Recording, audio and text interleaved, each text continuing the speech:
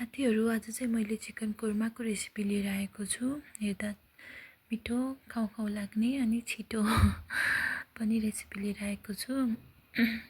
Chicken कोर्माको लागि चाहिँ मैले 1 केजी चिकन लिएर धोएर प्याजलाई चाहिँ 3टा प्याज लिएको छु। प्याजलाई चाहिँ रातो गरेर भुट्नुपर्छ। यता प्याज भुट्दै गर्दा चाहिँ मैले यता मसला रेडी पार्दै छु। मसलाको लागि चाहिँ मैले यति सामान लिएको छु। यसको पेस्ट पिस्दा चाहिँ मेरो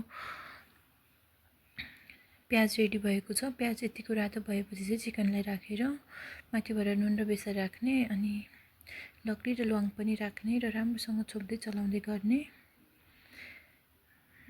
मासु अलिकति फ्राई भएपछि चाहिँ अघिको मसलामा जिराको धुलो, धनियाको धुलो र थोरै खुर्सानी अनि थोरै मिट मसला माथिबाट राखेर अनि यसलाई चाहिँ राखिदिने। मसला राखिसकेपछि चाहिँ बिस्तारै सानो आगो गर्नुपर्छ, न त तल लाग्न सक्छ। बिस्तारै चलाउँदै छोप्दै गर्ने। ग्रेभीको लागि चाहिँ मैले बदाम र काजु लिएको छु। यसको पेस्ट गरेँ। यसको पेस्ट गर्दै गर्दा चाहिँ यता मसलाले बिस्तारै तेल छोड्दै गएको छ। त्यस पछाडि चाहिँ अहिलेको पेस्टलाई यसैमा राखिदिन्छु।